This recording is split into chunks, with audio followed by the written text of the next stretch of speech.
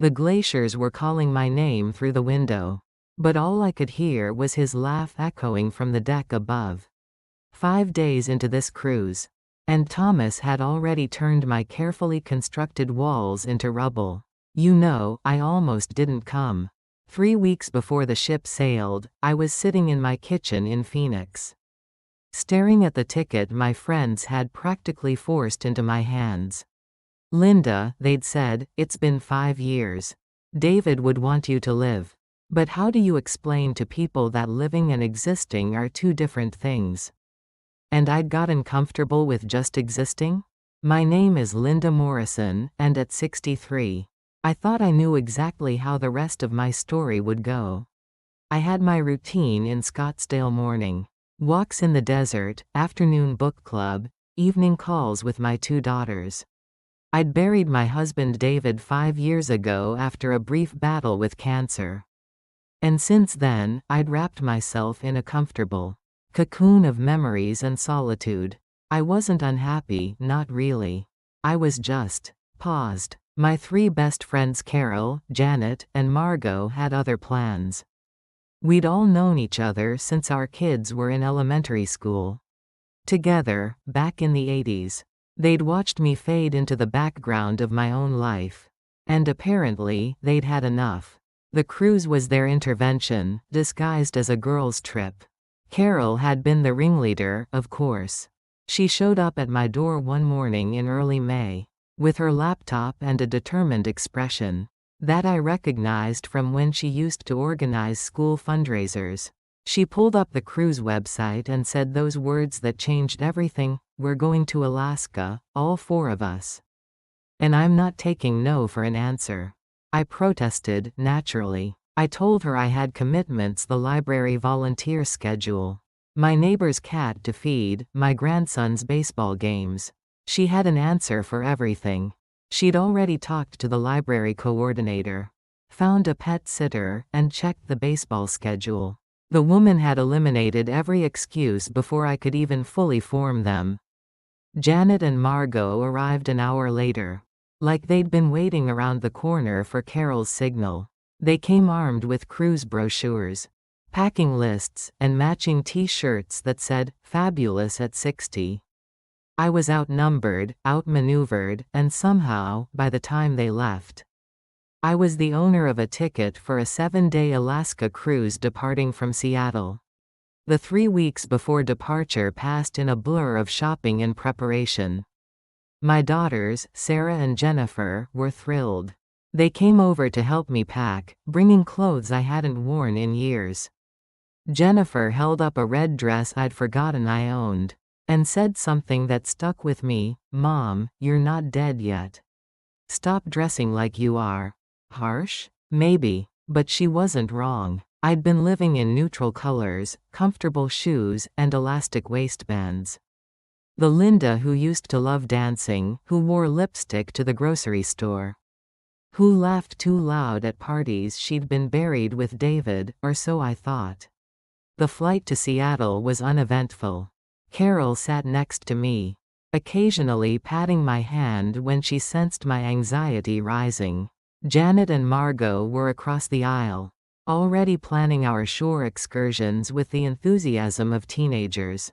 I stared out the window at the clouds and wondered what David would think. We'd always talked about taking an Alaska cruise. It had been on our retirement bucket list, along with a dozen other dreams that cancer stole from us. The ship was overwhelming at first. The Norwegian Jewel rose from the Seattle port like a floating city, all gleaming white and impossibly huge. Our cabin steward, a cheerful young man from the Philippines named Ramon, led us to our quarters. Carol and I were sharing a balcony room, while Janet and Margot had the cabin next door. The rooms were smaller than I expected, but efficiently designed, with a narrow balcony that would become my sanctuary over the next week. That first evening, we were assigned to the second dinner, seating in the Azura main dining room. The maitre d' led us to a table for 8 near the windows. 4 seats were already occupied, and as we approached, I noticed him immediately. Not in a romantic way, not yet, but in the way you notice someone who seems completely at ease in their own skin. He stood as we approached, which surprised me. Men didn't do that much anymore. He was tall, probably 6'2", with silver hair that caught the light from the chandeliers. His eyes were the kind of blue that reminded me of the ocean on a calm day. And when he smiled, lines crinkled around them, in a way that suggested a lifetime of laughter. He introduced himself as Thomas Barrett, and mentioned he was traveling solo. The other two at the table were a couple from Toronto, Robert and Patricia Chen, celebrating their 40th anniversary. As we settled in, I found myself seated directly across from Thomas, with Carol to my right, giving me what I can only describe as meaningful looks. The conversation flowed easily that first night. Thomas, I learned, was from Portland, recently retired from running his own architecture firm. He was 64, divorced for 10 years, with 3 adult sons scattered across the country. He had a way of listening that made you feel like you were the only person in the room, leaning in slightly when you spoke, nodding at just the right moments. When Carol mentioned, not so subtly, that I was a widow, I wanted to crawl under the table. But Thomas simply said, "I'm sorry for your loss," in a tone that conveyed genuine empathy without pity. Then he smoothly changed the subject to the glacier viewing we'd have the next day, saving me from the awkward condolences that usually followed such revelations. After dinner, my friends wanted to explore the ship. There was a 60s rock cover band playing in the Spinnaker Lounge, and Margot was determined to relive her youth. I begged off, claiming fatigue from the travel. The truth was, I needed to process the unexpected stirring of something I'd thought was dead interest in another human being. I went to the deck instead, finding a quiet spot near the stern, where I could watch Seattle disappear into the darkness. The air was cool and salty, and I pulled my new jacket. One Jennifer had insisted I buy tighter around me. I stood there for maybe 10 minutes before I heard footsteps behind me. It was Thomas, carrying 2 cups of coffee. He asked if I minded the company, and when I shook my head, he handed me one of the cups. It was prepared exactly how I'd taken it at dinner: 1 sugar, splash of cream. The fact that he'd noticed such a small detail made something flutter in my chest. We talked for 2 hours that night, or rather, we started with small talk that somehow morphed into real conversation. He told me about his divorce, how he and his ex-wife had simply grown in different directions, like 2 trees planted too close together, each needing their own sunlight. He said he'd been angry at first, then sad, then finally, grateful for the 30 years they'd had that were good.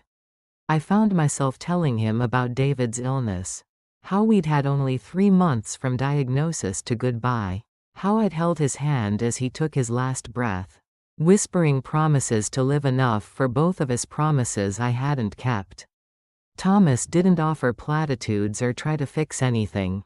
He just listened, occasionally murmuring understanding, his presence solid and comforting beside me at the rail. When we finally said good night, he walked me to my cabin door. Carol was already asleep, snoring softly in her bed. I lay awake for another hour, staring at the ceiling, wondering what was happening to me. I'd come on this cruise to appease my friends, to check a box. That said, I was moving on. I hadn't come looking for whatever this was. The next morning brought our first Port Ketchikan. The 4 of us had booked a rainforest walk and totem pole tour. At breakfast, Thomas appeared at our table with his coffee, and asked about our plans for the day. When Margot, bless her meddling heart, invited him to join us, I both wanted to hug her and throw my orange juice at her. The rainforest was magical, all moss-covered trees and filtered sunlight. Our guide, a young Tlingit woman named Amber, shared stories of her ancestors. As we walked along the wooden boardwalk, Thomas walked beside me, occasionally offering his hand when the path got slippery. His touch was warm and steady, and I found myself not pulling away as quickly as I should have. At the totem pole park, Amber explained the stories carved into each pole. Thomas seemed genuinely fascinated, asking thoughtful questions about the symbolism and craftsmanship. When we reached a pole depicting the story of the eagle and the salmon, he turned to me and said something that stopped me cold. It's about transformation, isn't it? How sometimes we have to become something entirely new to survive. Carol and the others had wandered ahead to the gift shop, leaving us alone among the towering poles. I looked up at him, this stranger who somehow didn't feel like a stranger, and said the truest thing I'd felt in 5 years. I'm terrified of becoming something new. He reached out and tucked a strand of my hair that had escaped from my ponytail behind my ear. The gesture was so tender, so intimate, that tears sprang to my eyes. He told me that being terrified was okay, that all the best transformations started with fear. Then he shared that this cruise was his first solo trip since his divorce, that his sons had been pushing him to get back out there for years, but he'd been too scared to try. We stood there, 2 people in our 60s, both carrying our share of scars and fears, and something shifted. It wasn't dramatic or movie-worthy. It was quiet, like the moment when ice begins to thaw, so gradual. You don't notice until suddenly everything is flowing again. The rest of the day passed in a blur of shared observations and easy laughter. At dinner, Robert from Toronto commented that we all looked windburned and happy. Patricia added that Alaska seemed to agree with everyone, giving me a knowing wink. Thomas had somehow become part of our group without anyone making it official. He just belonged there, helping Janet with her crossword puzzle, debating baseball statistics with Margot, making Carol laugh with his terrible puns. That evening, there was a formal night. I wore the red dress Jennifer had packed, feeling self-conscious, but also, surprisingly, beautiful. When Thomas saw me enter the dining room, he stood again. But this time his eyes widened appreciably. He was in a navy suit with a silver tie that matched his hair. And I thought, not for the first time, that 64 looked very good on him. After dinner, the ship's orchestra was playing in the Stardust Theater. My friends conspicuously disappeared, claiming various needs Carol had to call her husband. Janet wanted to try the casino, Margot needed to walk off dinner. Thomas asked if I'd like to dance, and even though I hadn't danced since David's funeral, we'd danced to The Way You Look Tonight at his last birthday. 3 weeks before his diagnosis, I said yes. The orchestra was playing standards from the 40s and 50s, the kind of music our parents had loved. Thomas was an excellent dancer, leading with confidence but not aggression, making me feel graceful despite my rusty skills. We danced to Moon River, to The Way You Look Tonight, which made me cry a little, to Dream a Little Dream. During At Last, by Etta James, he pulled me closer, and I let him. I could smell his cologne, something woody and warm, and feel his heartbeat against my cheek. He was humming along softly, and I realized I felt safe in a way I hadn't felt in 5 years. Not just physically safe, but emotionally safe. Like I could let my guard down without fear of shattering. When the music ended, we walked out to the deck. The ship was sailing through the inside passage, and the sunset was painting the mountains in shades of pink and gold. We found 2 deck chairs and sat watching the landscape slide by. Thomas told me about his sons Michael, the lawyer in Boston, James the teacher in Denver, and Christopher the musician in Austin. He spoke of them with such pride and love that it made my chest ache in the best way. I told him about Sarah and Jennifer, about my 4 grandchildren, who were the lights of my life. I showed him pictures on my phone. something I usually avoided because it inevitably led to showing David's picture too. But when I came to a family photo from 6 years ago, with David at the center, I didn't quickly scroll past. Thomas asked about him, and I found myself sharing happy memories instead of sad ones. How David could never resist a hardware store. How he made the world's best pancakes. How he used to leave me funny notes in unexpected places. Thomas said David sounded like a man worth grieving, which was perhaps the most perfect thing anyone had ever said to me about my loss. Not that I should move on, not that David would want me to be happy. Just acknowledgement that my grief was valid because the love had been real. That night, I actually slept well, without the usual dreams that left me reaching for someone who wasn't there. The next morning brought Juneau and the Mendenhall Glacier. Thomas had booked the same glacier tour as Margot's doing, I suspected, though she denied it with an innocent smile that fooled no one. The glacier was breathtaking, a river of ancient ice that seemed to glow from within. Our guide explained how glaciers were constantly moving, constantly changing, even when they appeared frozen. Thomas caught my eye at that comment, and we shared a smile that felt like a secret. On the shuttle back to the ship, he sat next to me, and somewhere between the glacier and the port, his hand found mine. It wasn't a grand gesture, just his fingers intertwining with mine like it was the most natural thing in the world. Carol, sitting across from us, saw it, and gave me the biggest grin I'd ever seen on her face. That afternoon, while the ship sailed toward Skagway, Thomas and I found ourselves in the ship's library, a quiet space with panoramic windows and comfortable chairs. We weren't really reading. We were talking in hushed voices about everything and nothing. He told me about the house he'd designed for himself in Portland, with a workshop where he built furniture and a garden that was his pride and joy. I told him about my volunteer work at the Phoenix Library, about the reading program I'd started for underprivileged kids, about the novel I'd always wanted to write, but never had the courage to start. He said I should write it, that it was never too late to start something new. When I laughed and said the same could apply to other things, he grew serious. He told me he hadn't expected me. That he'd come on this cruise to prove to his sons he was fine alone. But that maybe being fine alone wasn't the same as being happy. I wanted to tell him I felt the same way, but the words got stuck somewhere between my heart and my throat. Instead, I squeezed his hand and hoped he understood. I think he did, because he brought my hand to his lips and kissed it gently. An old-fashioned gesture that made me feel like a teenager with her first crush. Dinner that night was lively.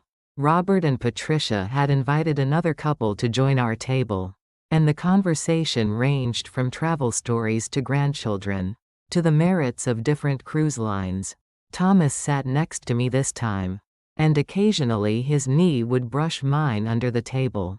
Each touch sent little sparks through me, reminders that my body hadn't forgotten how to respond to attraction, even if my mind had tried to forget. After dinner, there was a comedy show in the theater. The comedian was actually funny, making jokes about aging that hit close to home, but in a way that let us laugh at ourselves. Thomas laughed with his whole body, throwing his head back, and I found myself watching him more than the show.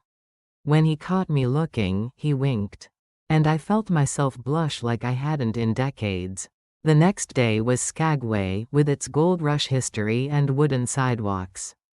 My friends had booked the White Pass Railway tour, but I'd developed a mild headache at breakfast and begged off. Thomas, coincidentally, decided he'd rather explore the town on foot. Carol gave me a look that said she wasn't fooled for a minute, but she let it go. Thomas and I wandered Skagway like we had all the time in the world. We visited the old cemetery, reading headstones of people who'd come seeking fortune and found tragedy instead. We browsed antique shops where Thomas bought me a vintage compass, saying I'd helped him find his direction again. It was cheesy and wonderful, and I kept it in my pocket the rest of the trip, pulling it out occasionally to feel its weight. We had lunch at a small cafe that claimed to serve the best fish and chips in Alaska.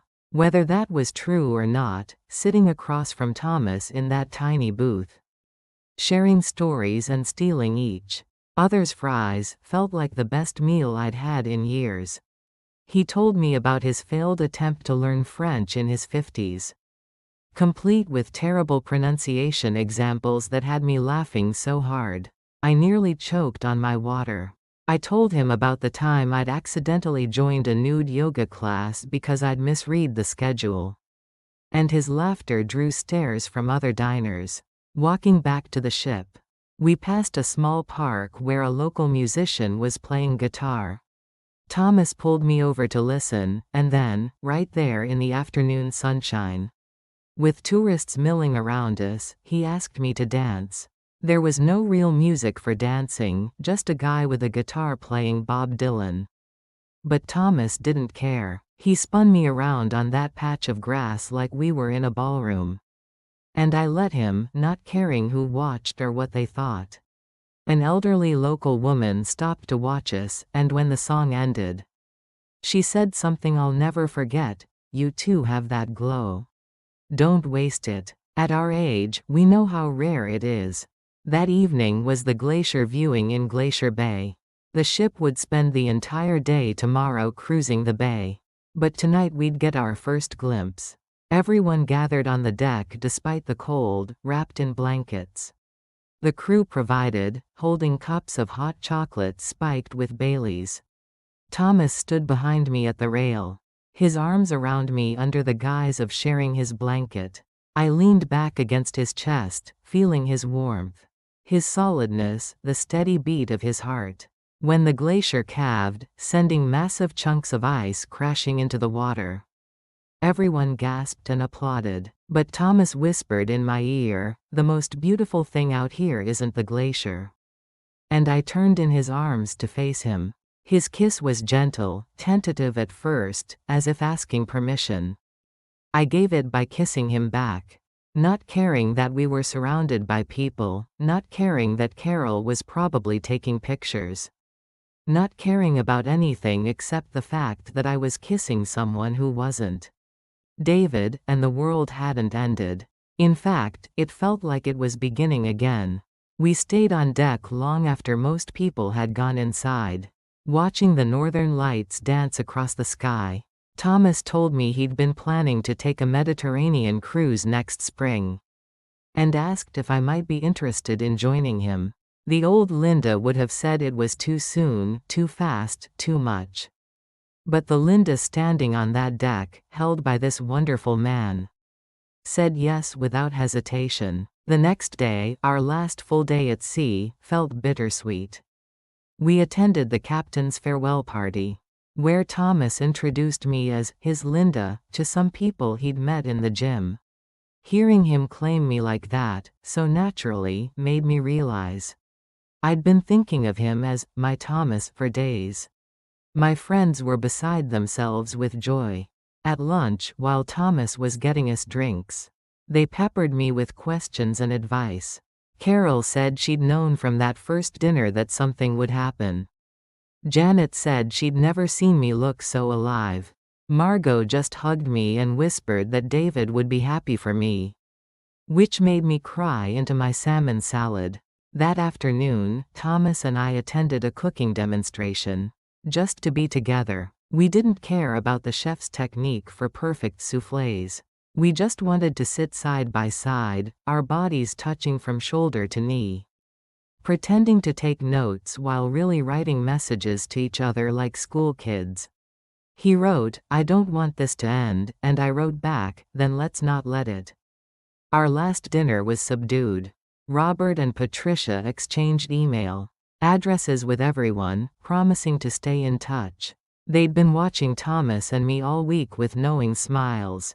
And Patricia pulled me aside after dessert to say, "Don't overthink it, dear. When you know, you know. And at our age, we don't have time to waste pretending we don't know. Thomas walked me to my cabin for the last time. Carol had discreetly disappeared, leaving us alone in the narrow hallway. We stood there, not wanting to say goodbye, even though we'd already made plans. He was flying to Phoenix in 2 weeks to spend a long weekend. I was going to Portland for Thanksgiving to meet his sons.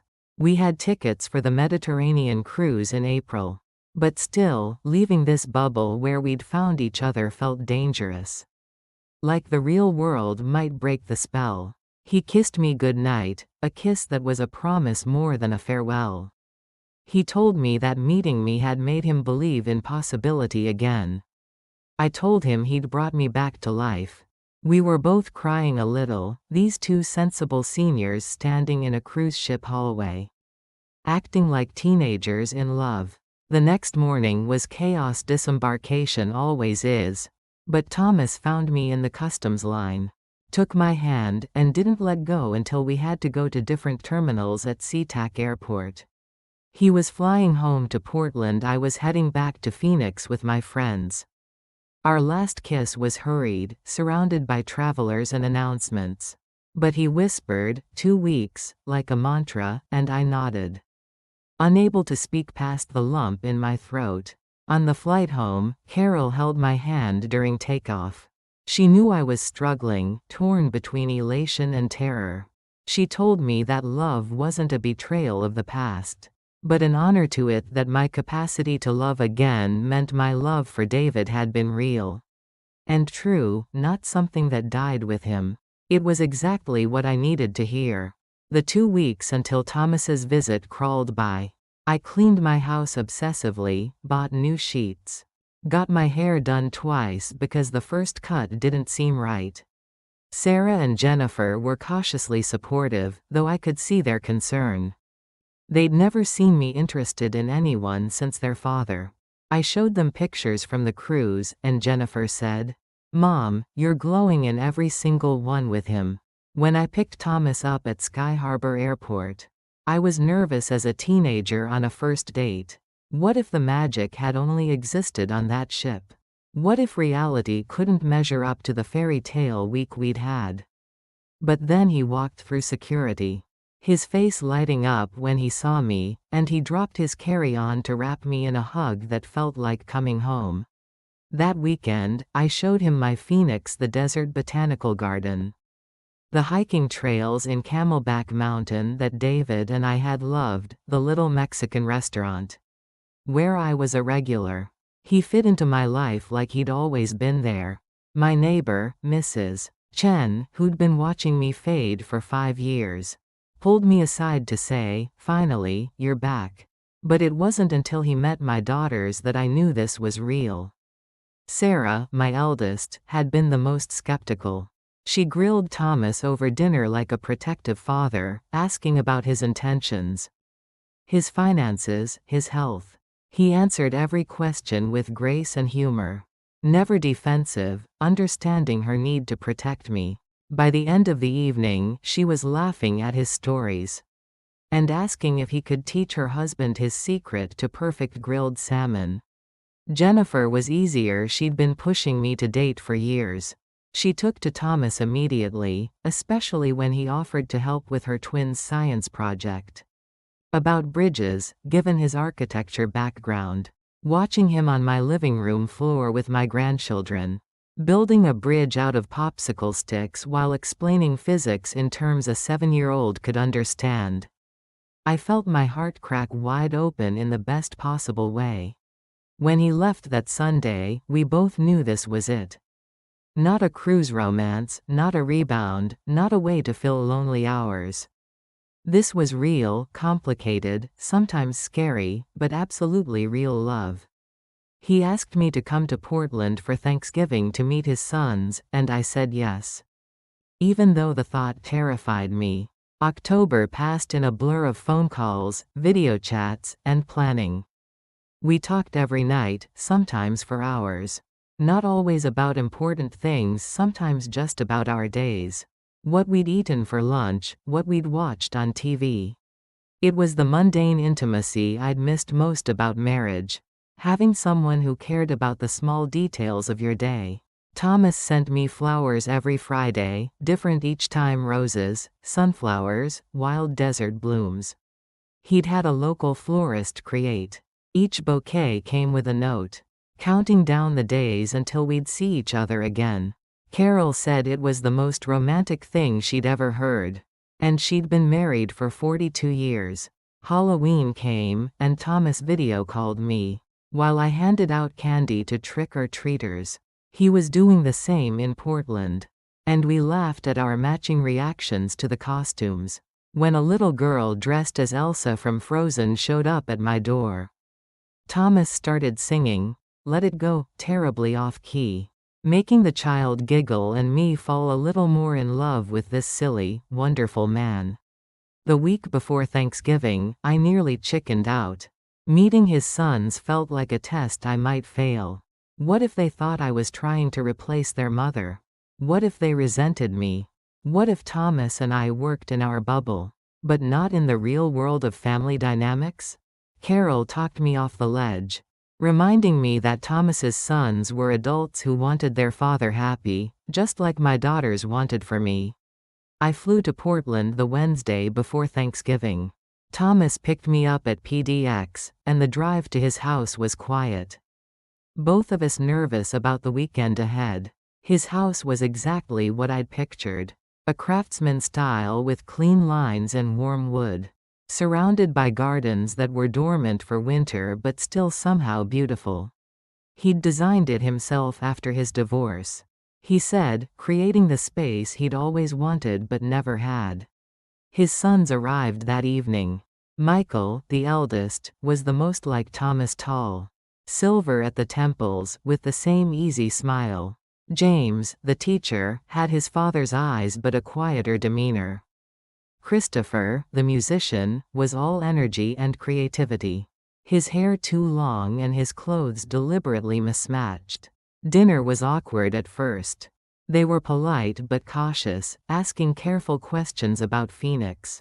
About my volunteer work, about how I'd met their father.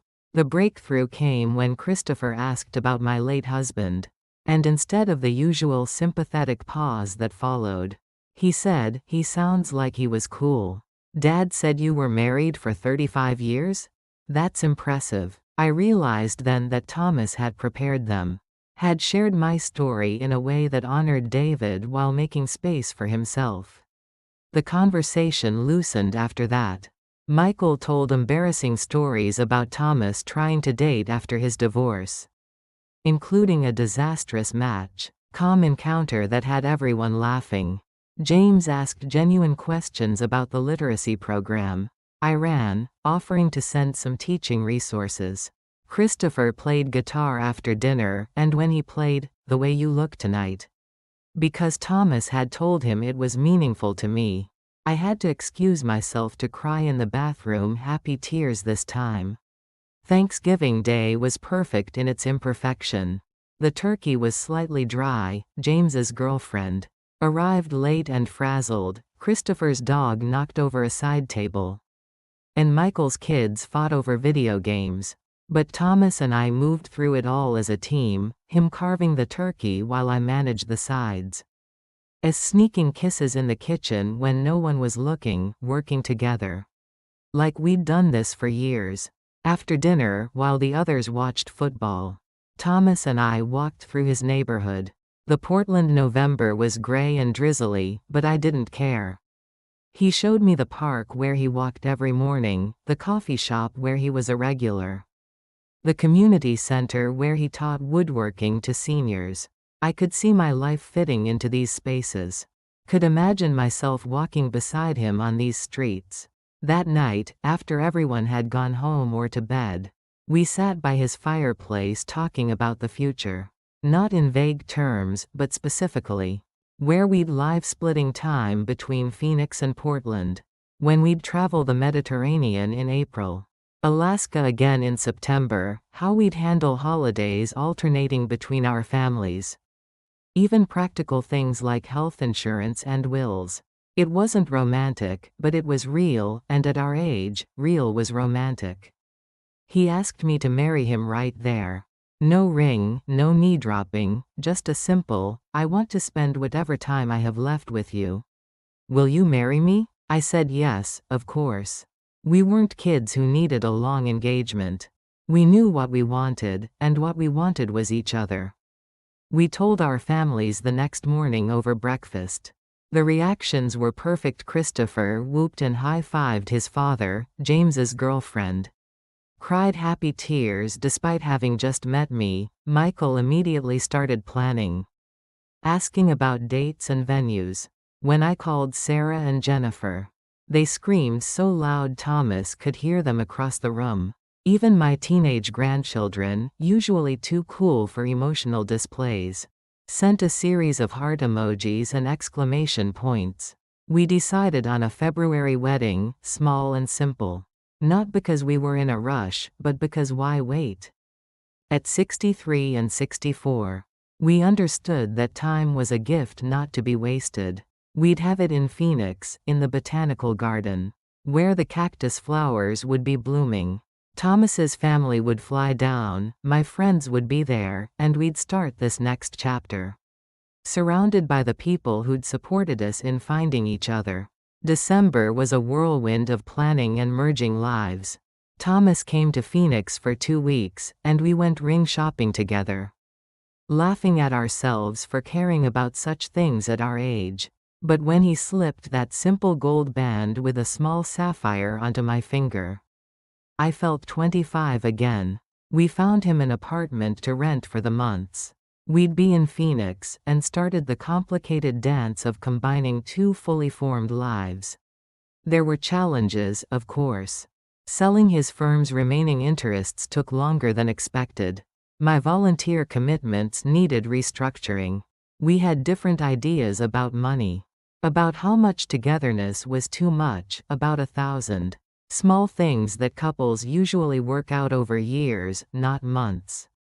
But we talked through everything, sometimes arguing, always resolving, learning that our communication styles meshed better than either of us had expected.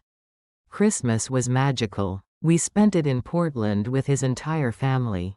And I cooked my mother's famous coffee cake recipe for Christmas morning. His sons had conspired to give us a couple's gift, a photo session that we protested. We were too old for but secretly loved.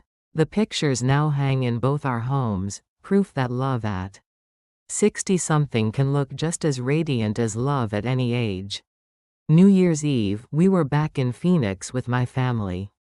At midnight, surrounded by my daughters, their husbands, my grandchildren, and my dearest friends, Thomas kissed me as fireworks lit up the desert sky. Carol whispered in my ear, "I knew that cruise would change your life." And I whispered back, "Thank you for not giving up on me." January flew by with wedding preparations. Nothing fancy, we'd both done the big wedding before. This was about the marriage, not the event. Janet and Margot threw me a small bridal shower. That was really just an excuse for champagne and stories. Someone asked if I was nervous, and I realized I wasn't. Not even a little. This felt as right as anything I'd ever done. The week before the wedding, I visited David's grave. I'd been there many times since meeting Thomas, talking to David about this new love. Asking for signs that he was okay with it. That day, I brought Thomas with me. He stood respectfully back while I had my moment. Then came forward to place his own flowers, birds of paradise, David's favorites that I'd told him about. He spoke to the headstone, promising to take care of me. Thanking David for loving me so well that I knew how to love again. It was one of the most beautiful moments of my life. Watching my future honor my past. Our wedding day dawned clear and warm, perfect Phoenix February weather. I wore a simple cream dress that Jennifer had helped me choose. And Thomas was in a light gray suit that made his eyes look even bluer. We'd written our own vows. And when Thomas promised to dance with me through whatever music life plays, I remembered that first dance on the cruise ship and how far we'd come. Sarah walked me down the aisle and Christopher played guitar for our processional. When I saw Thomas waiting for me under the pergola covered in bougainvillea, tears streaming down his face, I felt David's presence like a warm blessing. This wasn't a betrayal of my first love, but a continuation of my capacity to love, expanded rather than replaced. The reception was in the garden's event space, all twinkling lights and desert blooms. Our first dance was to At Last, the song from the ship. And this time I didn't cry. I laughed, spinning in Thomas's arms while our combined families cheered. Michael's speech about his father finding joy again had everyone reaching for tissues. Jennifer's toast, about how I'd taught her that love has no expiration date, made me proud of the daughter I'd raised. Carol, my dear friend who'd orchestrated that fateful cruise, gave the final toast. She said that sometimes the universe conspires to bring people together, but only if they're brave enough to accept the gift. She raised her glass to bravery, to second chances, and to love that arrives precisely when it's meant to. Our honeymoon was, naturally, a cruise, this time to the Caribbean. We laughed about coming full circle, but this trip was different. We weren't strangers finding each other. We were husband and wife, creating new memories while cherishing the ones that brought us together. We danced every night, took every tour, met every couple at our dinner table, spreading the joy that overflowed from us. One evening, watching the sunset from our balcony, Thomas said something that perfectly captured our story. He said that he used to think life was about chapters: childhood, young adulthood, parenthood, career, retirement. But now he realized life was more like a book series. The first book of his life had been complete and good. This was book 2, related but separate, with its own plot and purpose. Neither book diminished the other. They were just different stories in the same universe. 6 months later, we took that Mediterranean cruise we'd planned on the Alaska ship. Standing on a balcony in Santorini, watching the sun set over the caldera, I thought about that woman who'd almost not gone to Alaska. She'd been so convinced her story was over, that grief was her final chapter. How wrong she'd been. Thomas and I have been married for 2 years now. We split our time between Portland and Phoenix, though we're considering buying a place in San Diego to be closer to the middle. We've taken 6 cruises, visited 13 countries, and learned that adventure has no age limit. His sons have become mine, my daughters have become his, and our grandchildren just call us Grandma Linda and Grandpa Tom, as if we've always been a unit. I still volunteer at the library. But now Thomas comes with me, building reading nooks and shelves with his woodworking skills. He still teaches at the community center. And I've joined him, starting a memoir writing class for seniors. We walk every morning, dance in the kitchen while making dinner, and never go to bed.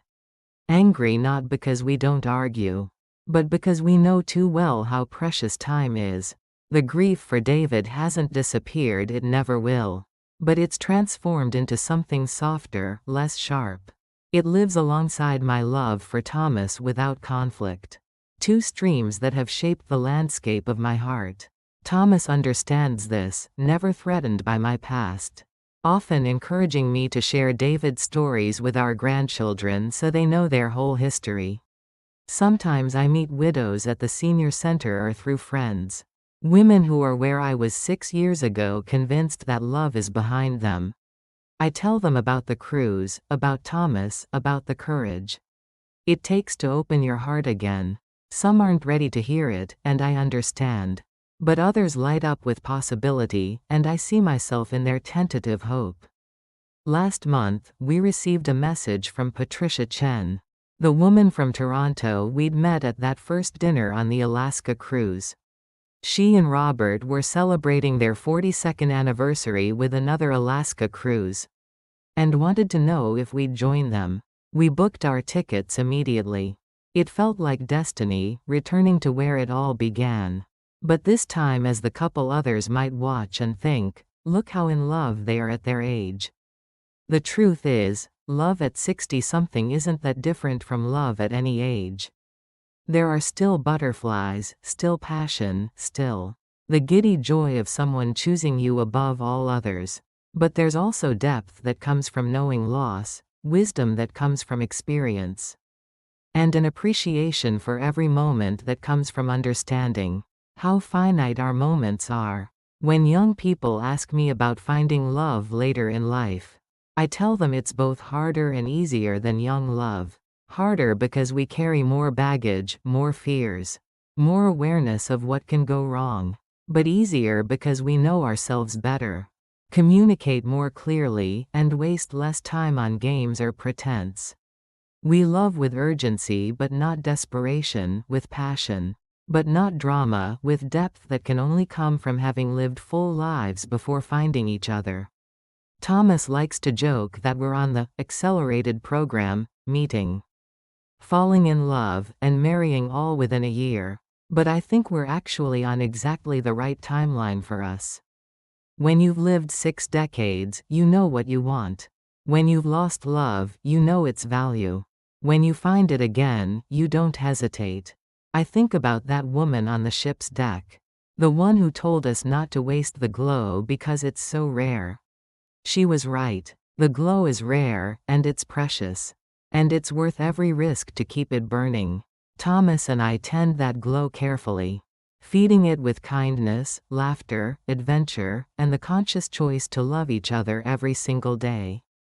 People sometimes say we're lucky to have found each other. And we are lucky. But luck isn't the whole story. We were also brave. Brave enough to go on those cruises alone. Brave enough to start a conversation with a stranger. Brave enough to believe we deserved love again. That bravery, more than luck, is what brought us together. Just yesterday, Thomas and I were walking through the Portland Saturday market, holding hands like we always do, when a young couple stopped us. They said we looked so happy, so in love, and wanted to know our secret. Thomas squeezed my hand and said, "No secret. Just 2 people who decided fear was a terrible reason not to love." The young woman asked how long we'd been married, probably expecting to hear 40 or 50 years. When we said 2 years, that we'd met on a cruise. In our 60s, their eyes widened. The young man said, "That gives me hope that love can happen anytime." We told them it could, that it does, that the heart doesn't check your birth certificate before deciding to fall. Walking away from that couple, Thomas pulled me close and whispered, "Thank you for being brave with me." I whispered back, "Thank you for making brave feel safe." And that, really, is what our love is, a safe place to be brave, a brave place to be safe. A choice we make every morning to face the world together.